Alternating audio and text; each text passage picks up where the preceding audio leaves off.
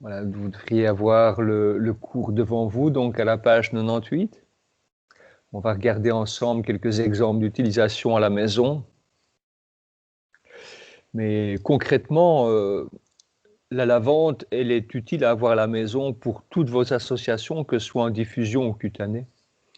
Donc, que nous souffrions de difficultés circulatoires, on va utiliser peut-être le cyprès, peut-être d'autres huiles essentielles, comme l'hélicryse. Vous pouvez l'associer avec une lavande dans une huile végétale pour le massage. Vous avez des problèmes bronchopulmonaires, de la toux, etc. Vous voulez frictionner un eucalyptus sur la poitrine d'un enfant. Vous savez que peut-être les eucalyptus sont contre-indiqués chez le bébé en raison d'un risque de convulsion. Le risque de convulsion, ben, il a été avéré quand on utilisait l'eucalyptol tout seul. Mais quand on utilise une huile essentielle totale d'eucalyptus, on n'observe pas ce phénomène. Et quand en plus l'eucalyptus, vous l'associez avec une lavande, ben vous bénéficiez d'une meilleure tolérance cutanée grâce à la lavande. La lavande est antispasmodique, donc elle va calmer la toux. Et puis vous avez les propriétés antiseptiques de la lavande. Rappelez-vous, la lavande qu'on utilisait en inhalation, etc.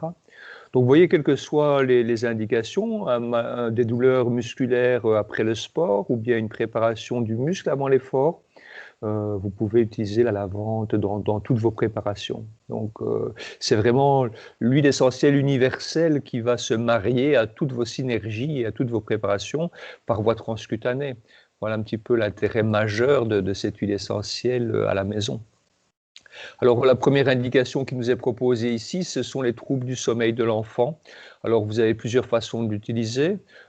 Chez le tout petit bout, on va diffuser dans la pièce. Et puis, plus tard, on peut appliquer sur la peau. Donc, on va dire qu'à partir de 2 ans, on peut, en toute sécurité, utiliser un peu d'huile essentielle dans une huile végétale sur la peau. Alors, tout dépend, hein. L'enfant, on peut mettre une goutte dans la nuque, on peut mettre sur les poignets, on peut mettre sur le plexus solaire. On associe la lavande peut-être avec une autre huile essentielle, le Ravinsara, sur la peau et la mandarine dans le diffuseur. La mandarine ne s'utilisant pas sur la peau, vous vous souvenez, propriété, les voies d'absorption privilégiées de la mandarine, c'est le diffuseur et pas la voie cutanée, bien sûr. Donc, voilà. Donc pour un bébé de quelques mois, on va d'abord, je vais dire, privilégier la voie respiratoire. Voilà. Donc éventuellement brume d'oreiller, on verra plus tard comment faire, c'est-à-dire faire un spray avec un petit peu d'eau, éventuellement d'alcool, mais à diffuser évidemment avant que l'enfant ne soit présent dans le lit. Mais sinon, l'acquisition d'un diffuseur est précieux. On a vu les diffuseurs au début de l'année, donc diffuser un peu d'huile essentielle de lavande dans la pièce avant de mettre l'enfant au lit, ça me semble être une bonne option. Si vraiment ça ne suffit pas et qu'il vous semble que la voie d'absorption n'est pas adaptée, vous pouvez éventuellement utiliser dans une huile végétale bien diluée. Donc un bébé de quelques mois, on va diluer la lavande à 3 à 5% dans une huile végétale de noisette ou d'amande douce ou de macadamia. Et on peut appliquer une goutte sur le dos, masser un petit peu le ventre, le plexus solaire, voyez, la plante des pieds si l'enfant n'est pas chatouilleur, etc. Donc on l'associait donc dans le diffuseur avec la mandarine et puis au niveau cutané, peut-être avec le Ravinsara. Le Ravinsara, pourquoi? C'est un grand anxiolytique, vous aurez l'occasion de le voir quand on fera sa monographie en détail. Et souvent, on s'aperçoit que l'enfant a vécu des terreurs la nuit, des cauchemars. Il s'est réveillé tout seul pendant la nuit, il faisait noir. Il a cru que les vêtements pendus au crochet, c'était un monstre, ou que sais-je. Vous voyez, il y a toute cette angoisse nocturne qui fait que l'enfant lutte pour ne pas dormir. Donc l'enfant, par peur, combat pour ne pas sombrer dans le sommeil. Et le Ravinsara, c'est pas une essentielle qui est à dormir. C'est une huile essentielle qui aide à diminuer l'anxiété, qui aide à diminuer l'angoisse. Et parce que l'enfant n'est plus anxieux, il va arrêter de combattre pour ne pas s'endormir. Voilà. Et la lavande fait le reste du travail. La lavande va aider à dormir. Donc voilà quelques exemples d'utilisation. Mais pour revenir à la question d'Anne, chaque fois nous allons privilégier les, les, les modes d'utilisation les plus doux, le diffuseur, etc. Et puis progressivement, si ce n'est pas suffisant, augmenter les doses, passer à une autre voie d'absorption, etc. Voilà un peu ce que l'on peut dire. Ensuite, vous avez un syndrome donc, qui est une expression par le corps d'angoisse, d'anxiété. C'est un syndrome qu'on appelle la spasmophilie et qui fait que le corps va manifester par des spasmes les difficultés émotionnelles, entre autres, etc. Le stress principalement. Ça peut prendre énormément de formes différentes, donc on ne peut pas vous décrire la spasmophilie de façon précise. Ça peut être une crise assez sévère avec hospitalisation. Donc pourquoi? Parce que les muscles se spasment, ça peut se faire, par exemple, ça commence aux pieds, donc les pieds sont tout froids, on a les orteils qui sont tout crispés, tout contractés, des crampes dans les pieds, la personne ne peut plus tenir debout. Et puis elle va voir s'asseoir, puis s'allonger, et ça monte, donc ces spasmes vont contracter tous les muscles des jambes, etc. Et puis c'est le bassin et les viscères, l'intestin, etc. qui vont se mettre à se contracter. Et quand ça arrive au système respiratoire et cardiaque, la personne a l'impression qu'elle va mourir, quoi. La personne a l'impression qu'elle va faire une crise d'épilepsie, qu'elle va faire un coma, que le cœur et la respiration vont s'arrêter, qu'elle va mourir. Voilà, ça, ce sont les cas extrêmes. Et puis à côté de ça, on peut avoir des spasmes localisés, notamment circulatoires, des palpitations cardiaques, des maux de tête. Hein. Ouais, c'est très fréquent. Et donc, c'est une des huiles essentielles qui, en externe, va permettre de soulager, par son action myorelaxante, relâcher les muscles involontaires qui sont en train de se contracturer à cause du stress, de l'angoisse, etc. Voilà. Donc ça, c'est je vais dire, l'intervention d'urgence de la crise de spasmophilie. Mais préventivement aussi, le fait de frictionner un produit de cosmétique ou d'hygiène le matin avant d'aller travailler avec un petit peu d'huile essentielle de lavande, hein, que ce soit un spray, une huile sèche, que ce soit un gel dans le gel d'aloe vera, etc. Ça permet de prévenir la spasmophilie par l'effet myorelaxant de cette huile essentielle de lavande. Voilà, je vais regarder la question de Marie. Donc, quelle concentration pour les spasmes? Ben, si c'est la prévention le matin, donc quelqu'un qui est spasmophile veut éviter justement une crise au travail, et pour pouvoir gérer tout ça, va utiliser un gel, par exemple dans un gel d'aloe vera, un gel de lavande, pour relâcher les muscles et prévenir la spasmophilie. 3%, c'est largement suffisant. Maintenant, si vraiment il y a une grosse crampe en cours au mollet, j'ai envie de dire dans l'urgence, c'est 1 ou 2 gouttes pures d'huile essentielle de lavande sur le mollet. Et si ce sont des symptômes qui ne sont pas avec une localisation précise, mais qui touchent des surfaces beaucoup plus importantes, donc vous vous rendez bien compte qu'on ne va pas pouvoir masser pur la lavande dans tout le dos. Donc dans ce cas-là, on va diluer entre 5 et 10%. Ça dépend plus de la nature des muscles qui sont atteints. Voyez, si ce sont des tout fins muscles lisses de petits vaisseaux sanguins, j'ai les mains froides à cause du stress, 3% ça suffira. Si ce sont des gros muscles comme les muscles cardiaques, comme les muscles respiratoires, comme les muscles du mollet, etc., là on va plutôt aller vers des concentrations proches de 10% d'huile essentielle. Voyez. J'espère que ça répond à vos questions, mais c'est tellement un syndrome qui peut être, je veux dire, qui peut prendre des formes tellement différentes, c'est un syndrome tellement polymorphe que c'est difficile de donner une réponse très. Au niveau des torticolis, j'ai envie de dire que on a déjà des résultats assez exceptionnels à 3%. C'est étonnant, hein, parce que d'un point de vue pharmacologique, ça ne peut pas s'expliquer. Mais une huile de massage avec 3% d'huile essentielle à mettre dans la nuque en cas de torticolis, on a des résultats étonnants, étonnants, remarquables. Et donc, il faut bien l'associer. Il faut bien l'associer avec le petit grain bigaradier, la camomille romaine, le ravinsara, l'eucalyptus citronné. Ça, c'est vraiment pour répondre à votre question. Vous l'avez dans le cours à un autre niveau, mais lavande, petit grain bigarade, ravinsara, camomille romaine et eucalyptus citronné, ce sont les 5 huiles essentielles du torticolis. Voilà. Bien sûr, avec origine nerveuse, de type spasmophilie, etc. Alors, on retrouve l'huile essentielle dans les coups et les hématomes. L'huile essentielle d'hélicris, c'est tellement cher, bien sûr, comme anti-hématome, elle est meilleure, mais elle est aussi plus délicate à utiliser. Si vous voulez, l'hélicris est tellement fluidifiante du sang, anti-hématome, elle est également anticoagulante. Et donc, quand il y a des petites hémorragies internes, une hélicris mal dosée et mal utilisée peut faire l'effet contraire de l'effet désiré.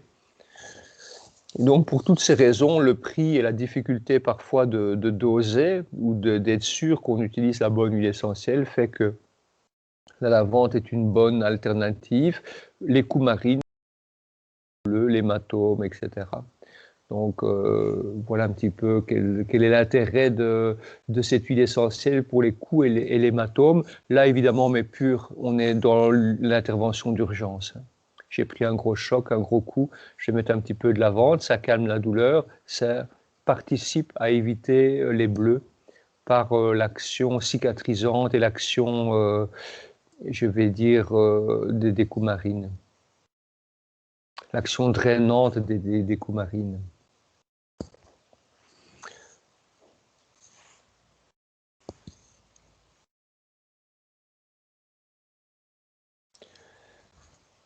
Voilà. Donc, sinon, au niveau de une autre indication très spectaculaire de cette huile essentielle, c'est l'action sur les brûlures.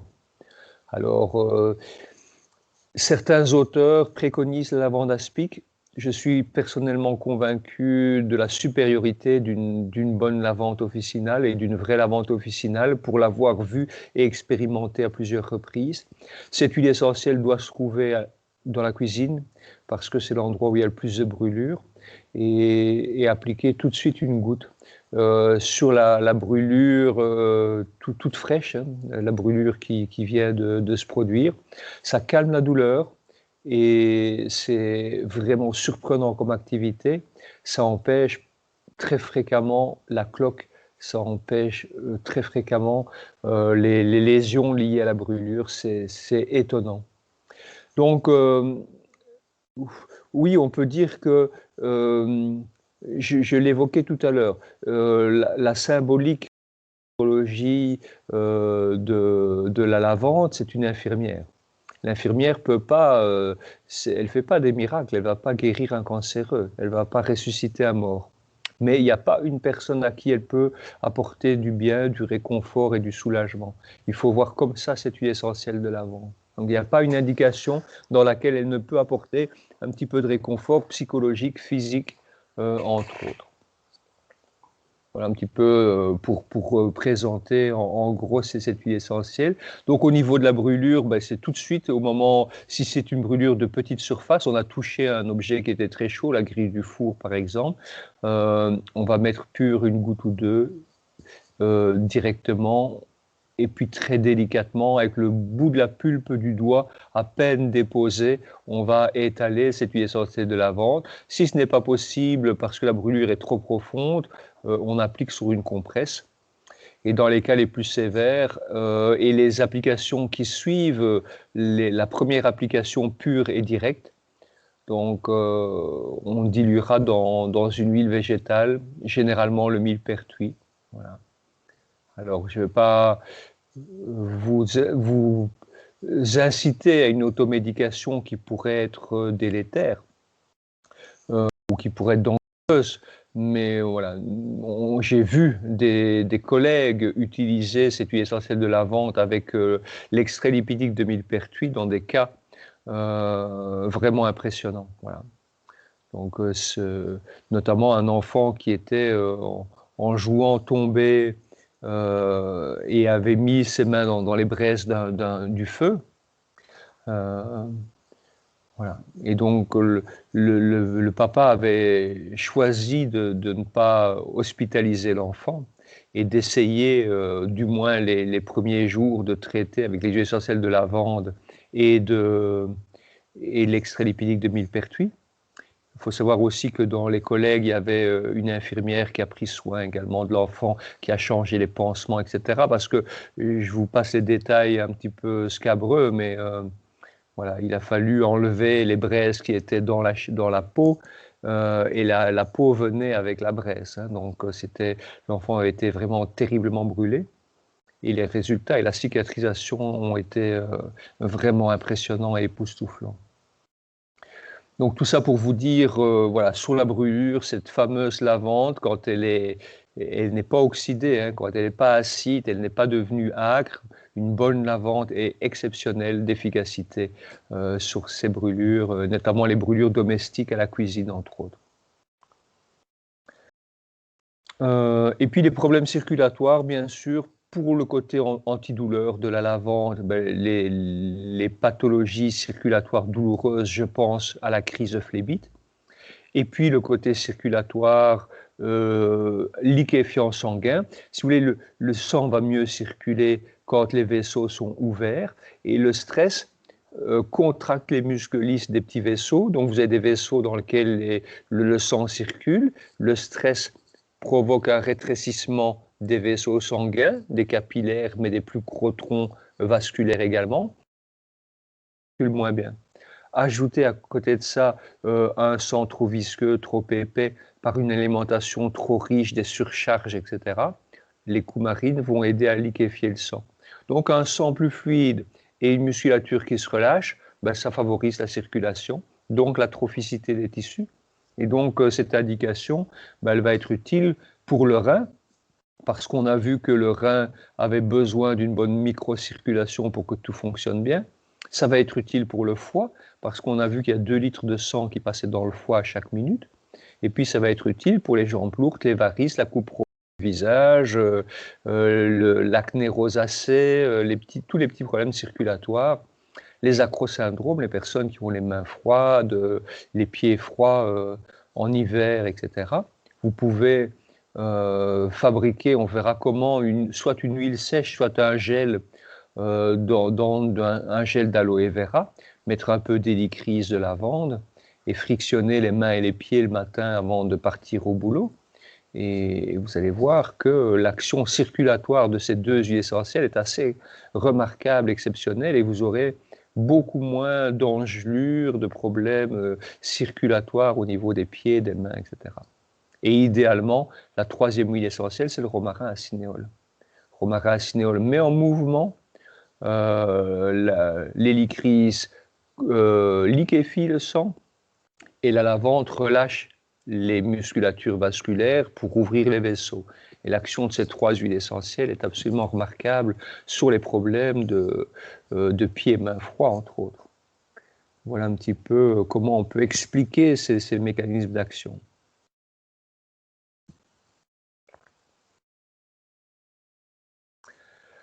Il y a bien évidemment de très nombreuses autres utilisations possibles de la lavande. Les problèmes infectieux au niveau de la peau, je pense aux boutons d'acné. Et puis les problèmes de poux, des problèmes d'insectes, etc., mais notamment les poux, les problèmes de parasites. Voilà quelques indications supplémentaires de cette huile essentielle de lavande.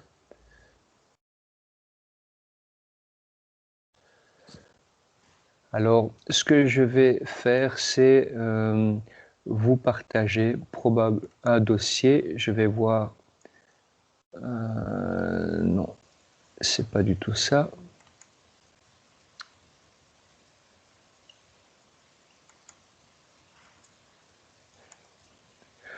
Voilà, donc dans la conversation, je vais vous envoyer un article que je vous laisserai lire à votre aise à la maison, mais qu'on va découvrir rapidement ensemble. Je vais trouver ça où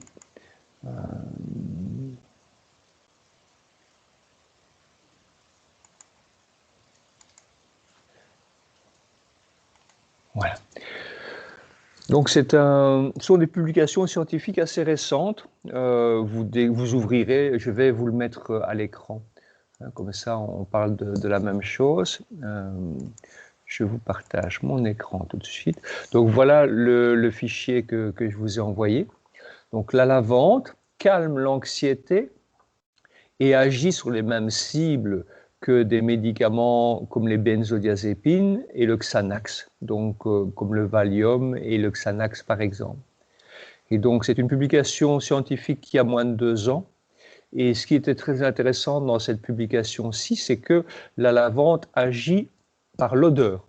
C'est-à-dire qu'il ne faut pas que la lavande soit présente dans le sang, il faut que la lavande soit sentie par le nez, et c'est en fait l'information de l'odeur de lavande sur la muqueuse nasale a provoqué des sécrétions de différents neuromédiateurs, et notamment le GABA, donc l'acide gamma-aminobutyrique, qui est la même cible que ces médicaments dont on parle, et qui va avoir ces effets particulièrement anxiolytiques. Donc la publication est parue dans un journal scientifique sur les neurosciences du comportement. Et donc, ce que l'on s'aperçoit, c'est que l'odeur de lavande agit sur le même neurotransmetteur que ces médicaments de la classe des anxiolytiques somnifères et de type benzodiazépine, hein, comme le Valium, par exemple, le Xanax, l'Ectopam, l'Exomil, etc. Et donc, ce neuromédiateur, je vous ai dit, c'était le neurotransmetteur GABA que vous avez ici. Et en fait, ce qui était très intéressant, donc, c'est que l'odeur de lavande agit sur ces neuromédiateurs. L'inconvénient, c'est que l'étude a voulu rechercher une molécule responsable. Or, nous sommes, nous les praticiens de médecine naturelle, convaincus que ce n'est pas une substance qui agit, mais c'est vraiment le totum qui va être surtout efficace et agissant. Sinon, prenez un bois de haut. Un bois de haut, il contient beaucoup plus de linalol qu'une lavande. Mais le bois de haut est moins efficace sur le système nerveux que la lavande, nous le savons, nous les praticiens qui les utilisons. Donc, ce n'est pas le linalol, même si c'est le principe actif, un des principes actifs principaux de la lavande, c'est évident que ce n'est pas ce principe actif qui va être responsable de l'action anxiolytique. Le thym-linalol contient plus de linalol que la lavande. Donc, si je veux en croire cette étude, le thym-linalol sera plus efficace pour son effet Valium ou Xanax que la lavande. Non, c'est aberrant. Donc, comprenez que il n'y a pas une molécule responsable. Quand vous avez quelqu'un qui fait une action géniale ou magnifique, hein, que ce soit un sportif, un artiste, un musicien ou que sais-je, ou bien quelqu'un qui va être particulièrement généreux, qui va avoir une idée extraordinaire, etc., on ne va pas rechercher quel est l'organe qui a eu l'idée. C'est stupide. C'est l'individu avec tout ce qu'il est, avec son foie, ses poumons, ses tripes, son cœur, sa flore intestinale, son cerveau. C'est tout qui a participé. Et donc, dans une essentielle, c'est la même chose, tout simplement. Donc, voilà, cette étude était très intéressante. Donc, ils ont vérifié, le linalol présente des propriétés semblables. Donc, le linalol a eu une action anxiolytique quand on l'a diffusé dans des cages auprès des souris. Voilà.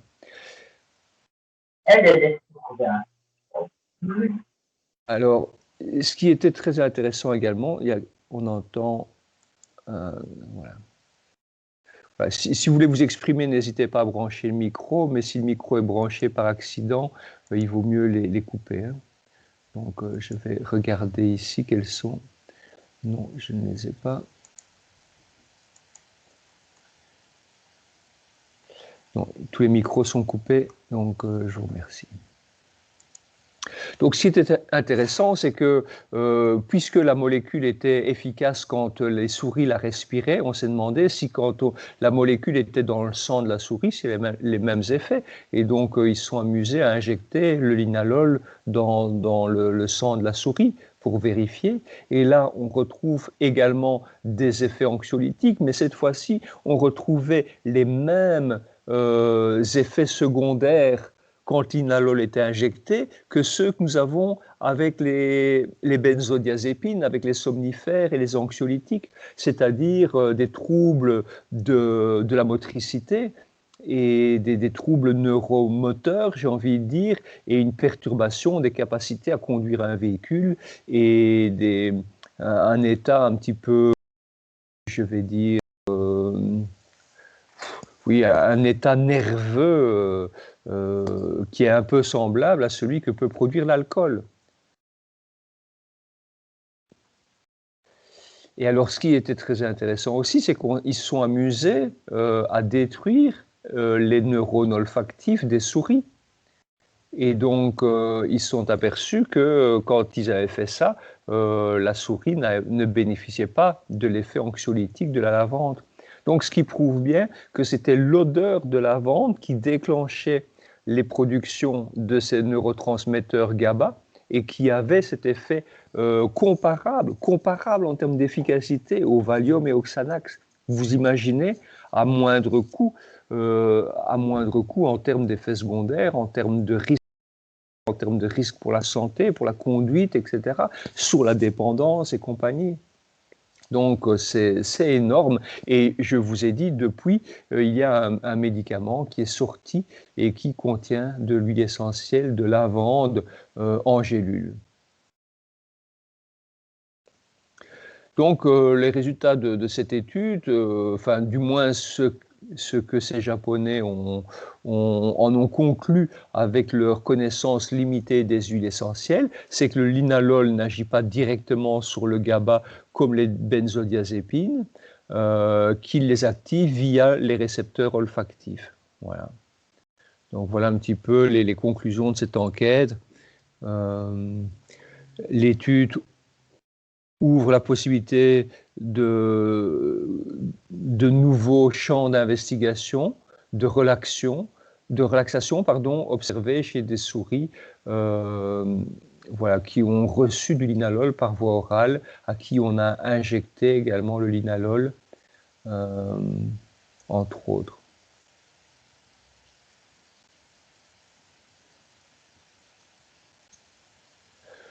Donc, ils ont envisagé des possibilités d'utilisation pour gérer le stress préopératoire, entre autres, etc. Et pour voilà, faciliter l'anesthésie, entre autres. Voilà. Ça permet probablement, en associant les deux et en diminuant le stress préopératoire, de permettre une diminution des produits anesthésiants et donc de diminuer les risques également que représentent ces produits. Voilà, donc cet article était particulièrement intéressant et je trouve nous permet nous rapproche en tout cas de la caractérologie de l'huile essentielle parce que c'est l'odeur qui agit et pas la chimie de l'huile essentielle qui agit ici. Et ce qui est très intéressant, c'est que nous sommes avant tout des êtres d'information, plus que des êtres de chimie et des êtres de matière. Et donc, on s'aperçoit que par l'olfaction, on peut avoir des effets équivalents en termes de puissance, semblables à la pharmacologie de substances majeures comme ces somnifères, ces anxiolytiques que sont les benzodiazépines, par exemple. Voilà un petit peu le préambule que je voulais voir avant de développer avec vous la caractérologie de cette huile essentielle de lavande. Voilà. Donc au niveau de la caractérologie de l'huile essentielle de lavande, la meilleure image que je puisse reprendre de la plante que nous avons vue tout à l'heure, sans besoin matériel. Donc la lavande correspond à un personnage qui n'a pas besoin d'argent, qui n'a pas besoin de jardin, de luxe, voilà, de belles voitures, de maisons, de tape à l'œil, de belles tenues, etc. C'est un personnage qui, je vais dire, est presque d'une pureté assez incroyable. Et rappelez-vous ce terme lavaré, laver. Donc on a voilà, un personnage qui est presque sans besoin et qui est totalement consacré à l'autre, qui en fait s'occupe d'elle-même, se fait du bien, se nourrit du bonheur des autres et du soulagement qu'elle peut apporter aux autres, etc. Alors, j'ai envie de prendre deux niveaux. Vous avez d'une part cette lavande d'altitude, cette lavande de montagne, qui pousse naturellement dans un biotope assez rude, assez sévère, un biotope alpestre, alpin plutôt, et donc qui a été récolté manuellement et qui a été distillé par quelqu'un qui connaît la valeur de cette plante, qui connaît la dureté du biotope, etc. Et donc là, on a affaire vraiment à l'archétype absolu de cette lavande officinale, de cette vraie lavande, de cette lavandula vera. Et ça nous renvoie à la caractérologie de personnages d'exception, un peu comme Mère Teresa, donc qui a renoncé à tout, qui a abandonné sa famille, qui a abandonné je veux dire, sa culture, son pays, ses attaches, ses racines, pour aller s'occuper des déshérités à Calcutta, en Inde, et qui ne s'est pas occupé de s'intéresser aux pauvres, aux miséreux, mais qui s'est occupé vraiment de ceux qui étaient bannis de la société à cause de la contagion des lépreux, et au mépris des risques, au mépris de sa vie, puisqu'elle n'a pas eu peur de prendre les risques les plus importants. Elle a été dans ces léproseries et dans ces lieux où ils sont abandonnés à eux-mêmes, et les prendre leurs moignons dans les mains et plonger ses yeux dans leurs yeux et apporter ce regard plein de compassion, plein d'amour, plein de générosité à ces gens qui ont tout perdu, jusqu'à leurs doigts, jusqu'à leurs mains, jusqu'à leur famille, qui ont été bannis, déshérités, etc. Vous voyez, ça c'est je vais dire, le concept de l'archétype absolu de cette lavandula vera.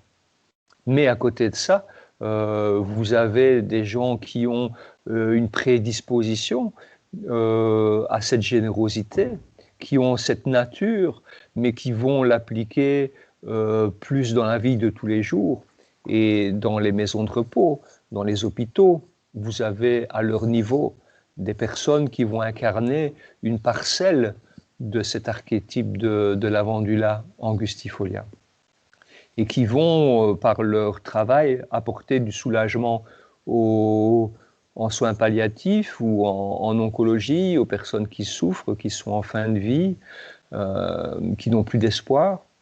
Mais voilà, la caractéristique de cette lavande, c'est d'abord un magnétisme qui fait du bien. C'est-à-dire que par sa simple présence, sans rien dire, sans rien faire, elle fait du bien. Elle fait du bien parce que c'est tout son corps, c'est toute son âme qui porte un sourire. C'est un personnage qui ne se plaint jamais. Elle n'a pas de besoin. Donc comme elle n'a pas de besoin, elle n'a pas de frustration. Donc elle est toujours libre, elle est toujours souriante. Voilà. Voilà, c'est son magnétisme à elle. Et donc, par sa simple présence, elle soulage déjà les corps, elle soulage les âmes, et puis elle a ce sourire qui réconforte, qui fait du bien. Aie confiance, la vie est belle, il y a tout, voilà, il y a, etc., etc. Et donc, par sa présence, même quand la personne est au bout du rouleau, est en fin de vie, etc., ben, elle rend espoir en la nature humaine, en l'homme et en la bonté de la vie. Et voilà, elle a cette présence magnétique et réconfortante. Alors elle va supporter évidemment l'expression des peurs, l'expression de la rancœur, l'expression des frustrations. Donc ces personnes âgées qui sont jamais contentes, qui vont tout le temps grogner, râler, le café est trop chaud, trop froid, c'est pas assez salé, ça n'a pas de goût, c'est pas comme à la maison, etc. Il fait trop chaud ou trop froid, mais il y a toujours quelque chose, il n'y a jamais rien qui va. Et ces personnes qui expriment leur peur et leur frustration par la critique, la plainte, etc., elles supportent par l'écoute.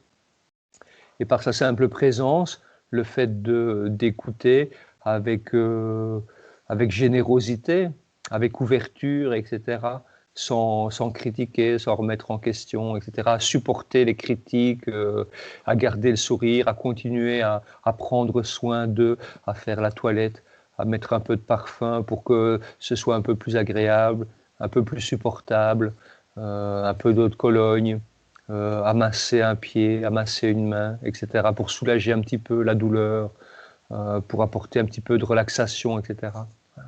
Elle apporte voilà, ce bien, cet apaisement autour d'elle. Voilà un petit peu les caractéristiques de cette infirmière, de ces lavendulas officinalis. Maintenant, c'est un tempérament qui peut se manifester aussi dans l'assistanat social, chez les éducateurs. C'est beaucoup plus difficile à trouver, c'est beaucoup plus rare, mais ça peut arriver. Il y a sur 1000, 10 000 éducateurs parfois, quelqu'un qui fait ça, et puis il n'a rien pu faire d'autre, mais par vocation. Et alors vous avez des personnes qui font un travail remarquable parce que c'est leur vocation de s'occuper des handicapés, de s'occuper des personnes qui sont en difficulté ou que sais-je. Voilà. Ça c'est, je vais dire, l'archétype de l'avandula. Alors comment allons-nous l'utiliser?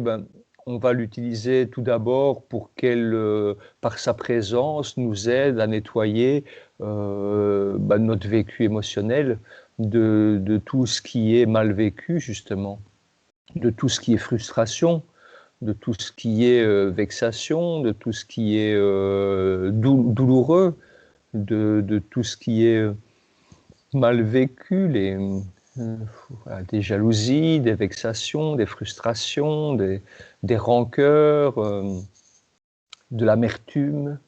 Voilà. Tout ça, ce sont des vécus émotionnels que l'avandula lave. Voilà. Et donc, comment allons-nous l'utiliser? Idéalement, on va l'utiliser en application sur le centre du diaphragme, sur le plexus solaire, sur ce qu'on va appeler l'épigastre ou le plexus splénique. Voilà. Et on va la diluer dans une huile végétale et l'appliquer dans le sens inverse des aiguilles d'une montre parce que c'est le sens que l'on utilise pour dévisser. Et donc c'est vraiment une essence d'ouverture qui va faire énormément de bien aux personnes qui, lorsqu'elles sont en souffrance, ont tendance à se fermer et à se refermer sur elles-mêmes. Donc l'avandula vera permet d'ouvrir à la communication. Quand vous avez un enfant autiste qui ne communique pas, l'avandula vera peut l'aider à se relâcher et aussi à s'ouvrir un petit peu. Et donc on va évidemment utiliser toute cette symbolique énergétique de dévisser au niveau du plexus solaire et de permettre l'ouverture à l'autre, de permettre les échanges, etc. Alors, voilà. Elle peut s'utiliser pure dans l'urgence, mais généralement, vous allez la diluer dans une huile de macadamia, par exemple, parce que c'est pas gras, ou dans une huile d'amande douce, parce que l'amande douce a une symbolique magique, extraordinaire, quoi. C'est une grande plante de la protection, de l'harmonie. Oui, je vais vous donner une anecdote. Donc, il y a un médecin clairvoyant qui a donné dans le début des années 1900 des méthodes de santé naturelle, etc. Et pour lui, manger 3 amandes le matin au petit déjeuner chaque jour, des amandes vivantes, c'est-à-dire qu'on a pris des amandes séchées que l'on a achetées ou conservées de l'été précédent, et on les a mis la veille, 24 heures avant, au matin, dans un bol d'eau de source. Et pendant une journée, l'amande va absorber l'eau et commencer des processus de germination, comme si la plante était en terre et qu'elle allait donner un nouvel amandier. Et donc le matin, cette amande qui a macéré pendant 24 heures dans l'eau, ben, cette petite peau brune qui se trouve autour de l'amande, elle se détache très facilement.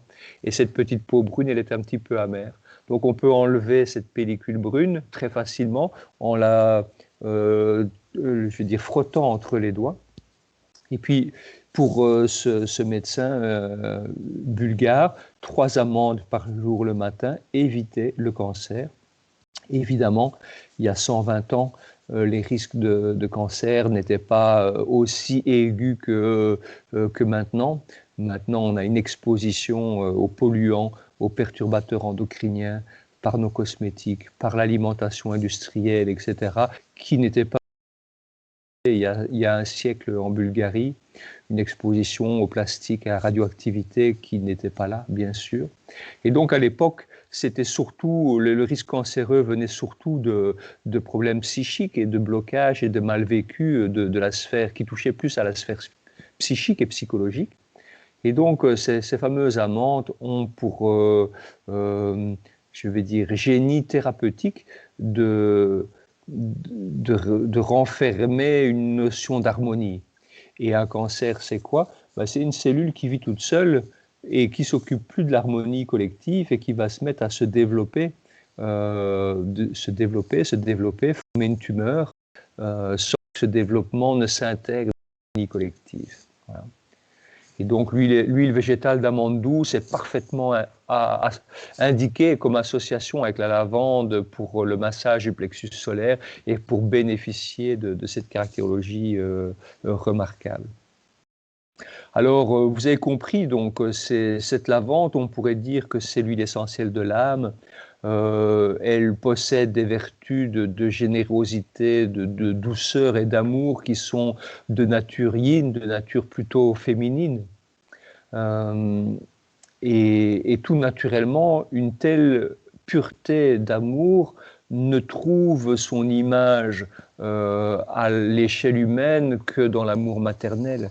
Cet amour inconditionnel que j'évoquais tout à l'heure, de la mère pour l'enfant, peu importe qu'il soit laid, qu'il soit beau, etc. Il y a cet amour inconditionnel maternel qui est symbolisé par la lavande. Alors je vais vous donner quelques exemples d'utilisation. C'est que le cerveau a la caractéristique de percevoir les odeurs dans des régions qui sont des régions accolées aux régions de la mémoire. Et donc, le cerveau va associer des odeurs à la mémoire de certains événements. Et donc, l'enfant qui a des besoins qui ne sont pas satisfaits, la faim par exemple, ou le besoin d'être assuré psychologiquement, nerveusement, va se mettre à pleurer. Et quand la maman l'allaite, ben, il y a la chaleur, il y a ce contact protecteur rassurant, et puis il y a les besoins primaires comme la faim qui sont comblés. Et donc, si au moment où la maman allaite, elle est parfumée avec une petite goutte d'une belle lavande sauvage, biologique, etc., l'enfant va associer, le cerveau de l'enfant va associer ce moment hyper rassurant avec l'odeur de lavande. Et quand l'enfant sera angoissé tout seul dans son lit, que maman n'est pas là parce qu'elle est au travail, ou simplement il grandit et il doit apprendre à dormir, non pas sur le ventre de maman, mais dormir seul dans son couffin par exemple, ben, le fait de remettre un petit peu cette odeur de lavande sur l'oreiller, dans le couffin, etc., ben, le cerveau s'apaise, se calme. Pourquoi? Ben, parce qu'il a lié l'état de plénitude, de relaxation, etc., de l'allaitement maternel avec cette odeur de lavande. Et les résultats sont fabuleux.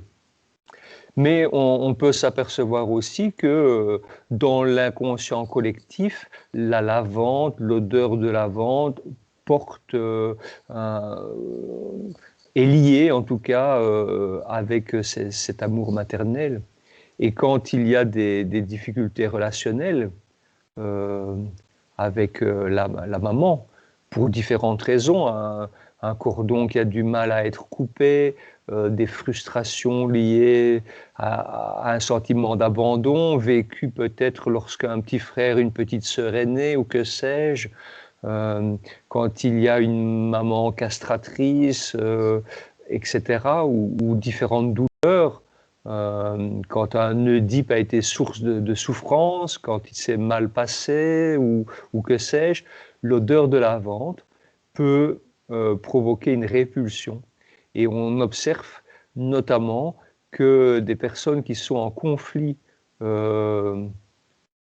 alors c'est un conflit qui peut être déclaré ou un conflit qui peut être non déclaré, c'est-à-dire que dans les faits, bah, tout va bien, mais au fond de soi, on nourrit une rancœur vis-à-vis de la mère.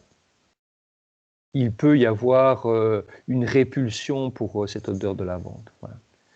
Donc on observe chez les personnes qui n'aiment pas du tout cette odeur de lavande, parfois des difficultés liées à l'image de la mère, et parfois aussi des difficultés liées à un manque de pureté. Donc chez certains dépressifs, il peut y avoir un rejet de l'odeur de lavande. Et puis également chez certains qui sont particulièrement intoxiqués avec la nicotine, le goudron, etc., la pureté de la lavande peut être quelque chose qui dérange et qui provoque un sentiment de répulsion et de rejet. Voilà. Voilà ce que je peux dire sur cette huile essentielle de lavande.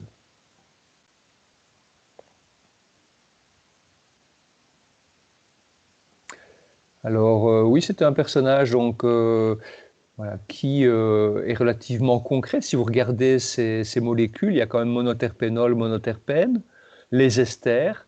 Donc il y a un cœur énorme symbolisé par les esters, mais ce cœur énorme pourrait, j'ai envie de dire, se manifester par la prière et par une démarche intellectuelle. Si l'huile essentielle avait des molécules en haut du triangle, par exemple des cétones ou autres, mais ici, comme elle a ces molécules en bas, bah, le cœur et sa spiritualité, elle se manifestent dans la matière et dans le soin aux autres et dans le fait de s'occuper des autres, des miséreux, d'apporter du réconfort, du soulagement, etc. Voilà comment elle manifeste son cœur et sa spiritualité. Voilà un petit peu ce que l'on peut dire.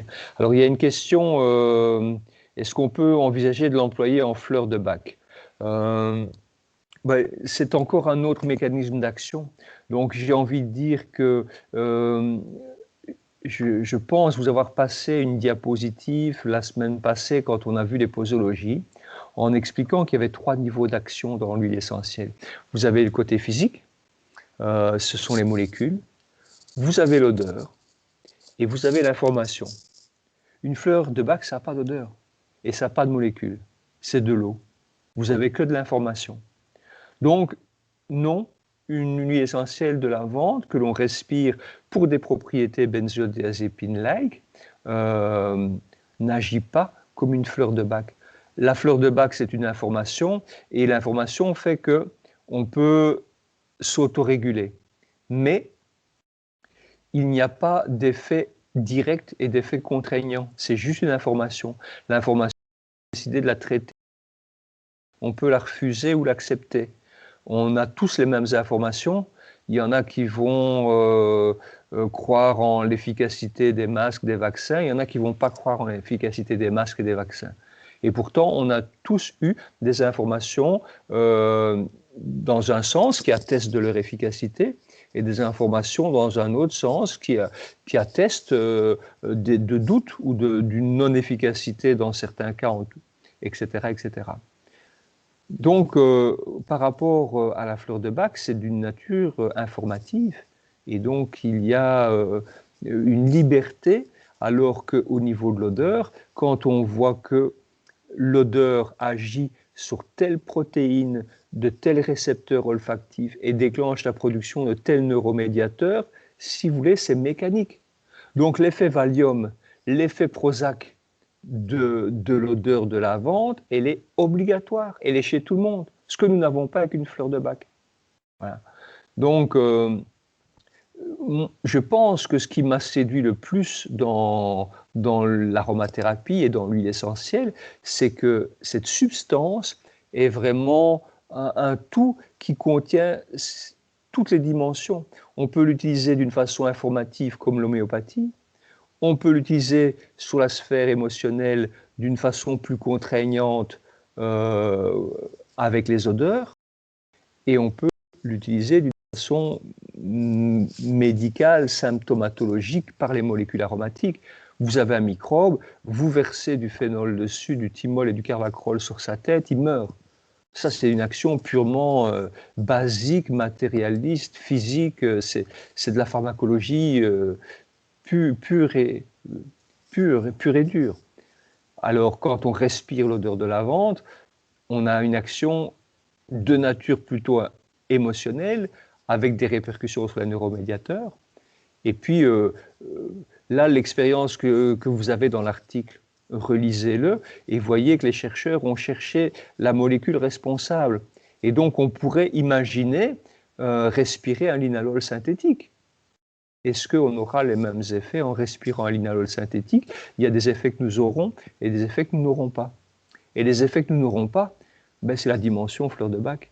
C'est la dimension informative que vous n'avez pas dans un linalol synthétique parce que c'est une chimie, c'est de la chimie, c'est un produit chimique, et que vous avez dans une odeur, dans une essence de lavande. Pourquoi? Parce que vous avez vu tout à l'heure la plante dans son rocher vertical, sans nourriture, en train de pousser, etc., et de développer un parfum extraordinaire.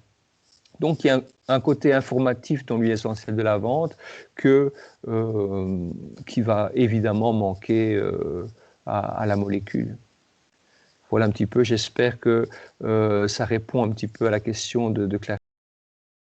Comment l'utiliser pour remplacer l'axe, par exemple? Ça, c'est une bonne question. Tout d'abord, la première question que je vais me poser, est-ce qu'il y a dépendance ou pas? Est-ce qu'il y a une assuétude ou pas?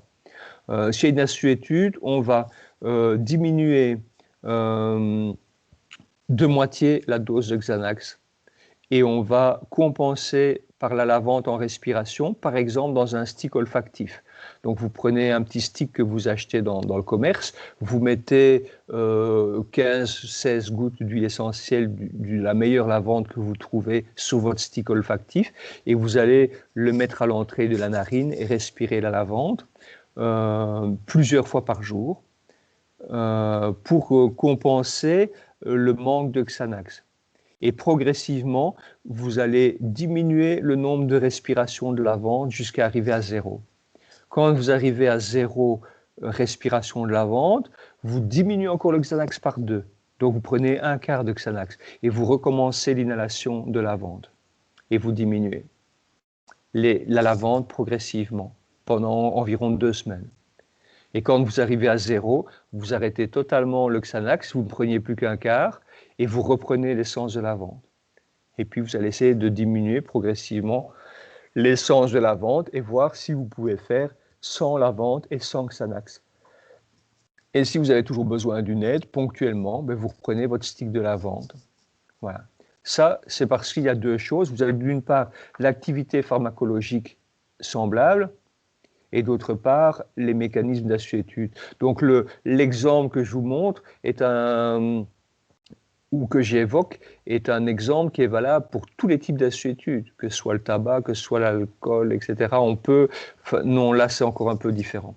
C'est un peu différent. Mais en tout cas, je vais dire toutes les assuétudes médicamenteuses sont généralement traitées sous cette forme-là. Voilà. Maintenant, voilà, d'un point de vue strictement pharmacologique, voilà, on peut avoir un effet, on a un effet tout à fait semblable d'un point de vue strictement pharmacologique et immédiat quand on respire l'huile essentielle de lavande.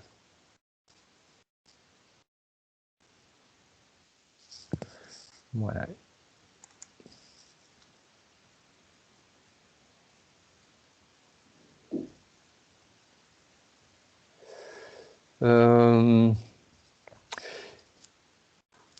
J'ai envie, pour répondre à Marisol, est-ce que c'est valable pour les antidépresseurs et pas les anxiolytiques? Ben, j'ai envie de dire que les anxiolytiques que nous évoquions dans l'article tout à l'heure, hein, donc avec le Xanax et le Valium, agissent principalement sur un neuromédiateur, le GABA. Et donc on se trouve dans des classes de médicaments qui agissent sur l'anxiété et sur le sommeil. Or, le problème des antidépresseurs, c'est que ces médicaments-là agissent surtout sur la sérotonine. Donc, comme la lavande a une action moindre sur la sérotonine et plus sur le GABA, elle ne va pas avoir un effet équivalent à celui des antidépresseurs. Donc, il faudrait le principe méthodologique dont la diminution progressive des doses est identique, mais dans le choix des huiles essentielles qu'on va mettre dans le stick inhalateur, ça ne pourrait pas être la lavande toute seule.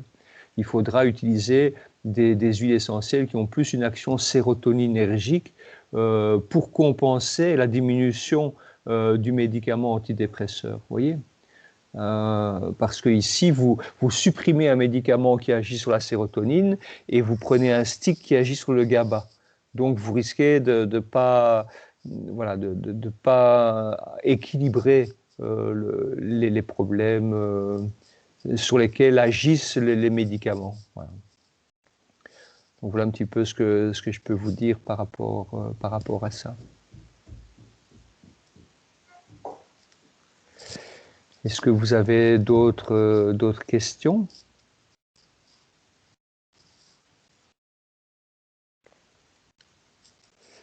Il y avait un autre chapitre à voir aujourd'hui, c'est celui de la peau.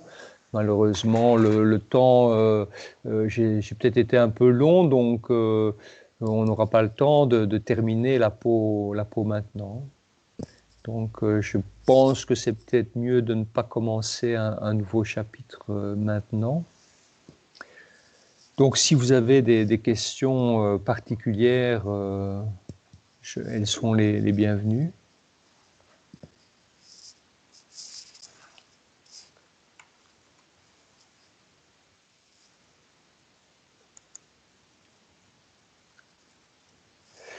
Donc, est-ce qu'on peut associer le Ravinsara pour une action antidépressive? Le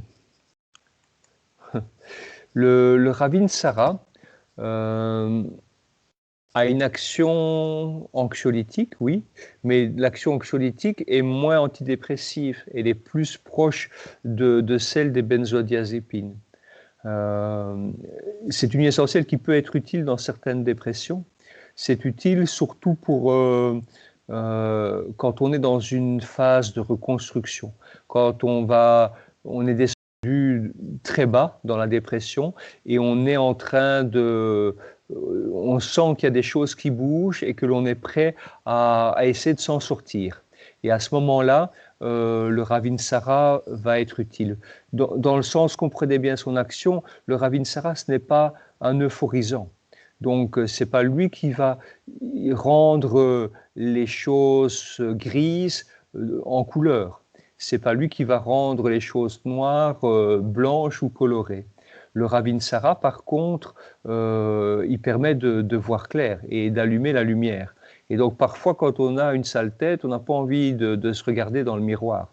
Donc, quand c'est trop tôt, le Ravinsara va être trop dur et trop exigeant parce qu'il va nous aider à prendre conscience de l'état dans lequel nous sommes, de l'état misérable dans lequel on se trouve. Et donc, peut-être que dans un premier temps, des huiles essentielles vraiment euphorisantes comme le basilic, la nette, la coriandre feuille sont vraiment des huiles essentielles euphorisantes qui peuvent aider de prime abord. Et quand la personne est est prête à se reconstruire et à modifier certaines choses, à se prendre en charge et à retrouver une raison de vivre, etc., etc., à ce moment-là, le Ravinsara est très utile. L'angélique, j'ai envie de la comparer, c'est absolument pas comparable, mais son action va s'adresser à des cas un peu semblables à ceux du Ravinsara. Donc c'est une huile essentielle avec un nom pareil. Voilà. Quand quelqu'un est au fond et voit tout en noir, voilà, il n'a pas envie qu'on lui parle d'un monde de lumière, d'un monde d'anges, d'un monde d'archanges, etc. Donc l'angélique est un peu trop exigeante et trop, je vais dire, trop élevée pour quelqu'un qui est vraiment dans le fond du trou et dans la dépression. L'angélique va éviter que l'on tombe dans la dépression quand on est sur le chemin du burn-out. Elle va protéger le corps physique, elle va protéger les surrénales, elle va protéger les racines. Voilà. Elle va aider aussi à se reconstruire quand on a vraiment touché le fond. Mais quand on est dans la dépression, à proprement parler, cette huile essentielle est fort exigeante et elle ne va pas être facile à utiliser. Donc, est-ce que la lavande soulage les personnes qui pensent trop? En tout cas, elle est complémentaire, mais elle ne s'adresse pas trop au mental. Donc, ce n'est pas vraiment l'huile essentielle la plus adaptée pour calmer un mental.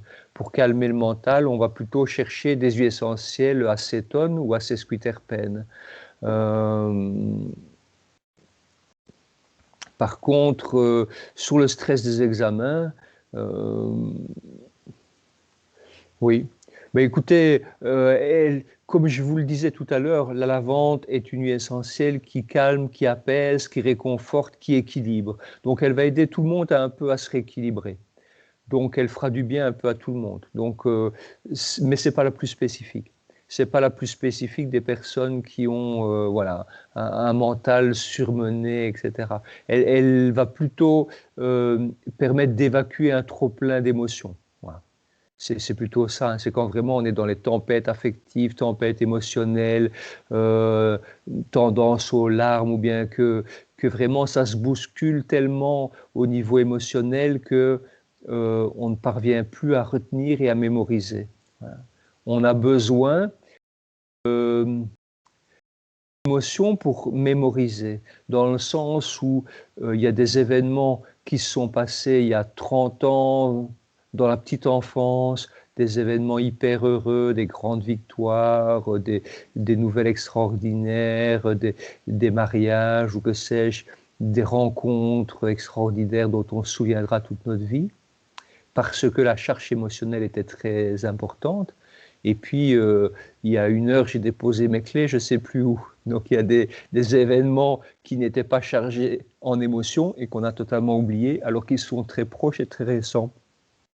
Et donc, quand l'émotionnel est encombré, il ne parvient pas à se mettre, je vais dire, à être mobilisé quand il est nécessaire, parce qu'il est tout le temps actif et en surcharge, si vous voulez.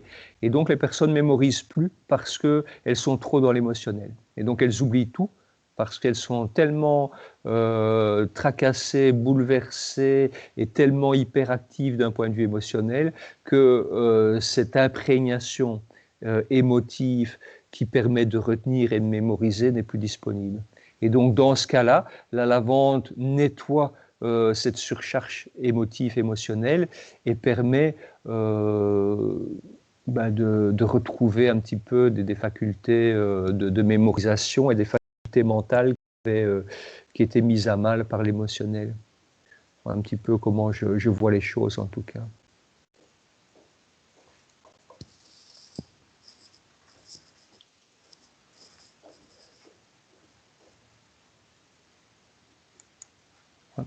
Pour moi, c'était une des premières huiles essentielles que nous avons utilisées et mis en œuvre au quotidien. Pour nous, elle fait partie vraiment des principales huiles essentielles du développement personnel pour accompagner dans la vie de tous les jours et pour faire un travail sur soi, pour s'ouvrir.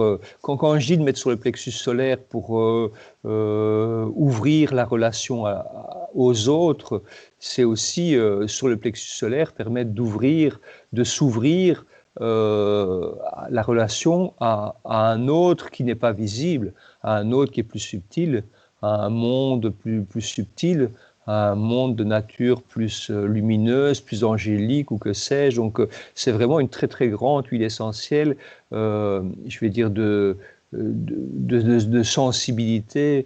Et voilà. Quand on s'adresse, j'ai envie de dire, au centre énergétique qui s'éveille progressivement, la lavande accompagne vraiment l'ouverture des centres énergétiques du plexus solaire et du cœur. Donc voilà, elle va jouer un rôle. Voilà, chez moi, le micro est tombé. Elle va jouer un rôle très important au niveau de l'ouverture de ces centres énergétiques du plexus solaire et du cœur. Pour la méditation, oui, sauf si vous voulez comprendre. Si vous voulez ressentir, vous utilisez la lavande. Si vous voulez comprendre, vous n'utilisez pas la lavande. Vous voyez, elle s'adresse vraiment plus au cœur qu'à l'intellect. Voilà.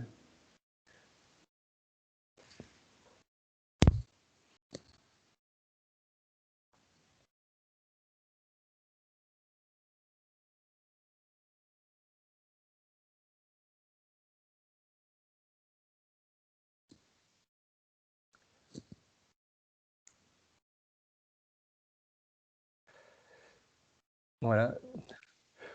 Bah, heureux que ça vous touche et que ça vous parle. J'y suis pas pour grand-chose. Je ne suis qu'un interprète. Voilà, j'essaye d'être un petit peu un passeur et l'interprète de cette magnifique essence. Mais voyez, c'est une essence magnifique, tellement belle. Je vous disais, c'est un être tellement généreux qu'elle contient énormément d'essence. Et parce qu'elle contient énormément d'essence, elle est bon marché. Et parce qu'elle est bon marché, on ne lui accorde pas tout le respect qu'elle mérite. S'il y avait moins d'essence dans la lavande, on la considérait aussi précieuse qu'un néroli ou qu'une rose ou qu'un jasmin. Mais il se fait que ce personnage est d'une générosité extraordinaire. Et parce qu'il est d'une générosité extraordinaire, elle est tellement accessible, elle n'est pas retranchée dans ses hautes sphères, dans la méditation, etc. Elle est là, à côté de nous, elle est accessible physiquement, émotionnellement, et elle est tellement accessible que ça la rend un petit peu profane, si vous voulez. Et on ne lui accorde pas toujours le respect dû à son rang, à sa noblesse. Donc, ben, le meilleur conseil que je puisse vous donner, c'est si vous voulez faire un travail subtil avec cette huile essentielle, recherchez une huile essentielle subtile et de grande qualité. La personne qui distille ma lavande sauvage, qui va la chercher en montagne, elle fait un peu de culture bio aussi, ben elle refuse d'arroser, même quand les plantes souffrent, etc. Elle refuse d'arroser parce que l'eau est un bien précieux, parce que toutes les minutes dans le monde, il y a des enfants qui meurent de faim parce qu'ils n'ont pas accès à l'eau potable. Et donc, voilà, il y a toute une démarche, une conscience. Et vous voyez, quand la conscience de l'homme épouse la subtilité de la plante, on parvient à produire des essences qui sont magnifiques et qui ont une dimension d'activité qui va bien au-delà que toutes les lavandes qu'on peut trouver en parapharmacie et chez les Medimarket, etc.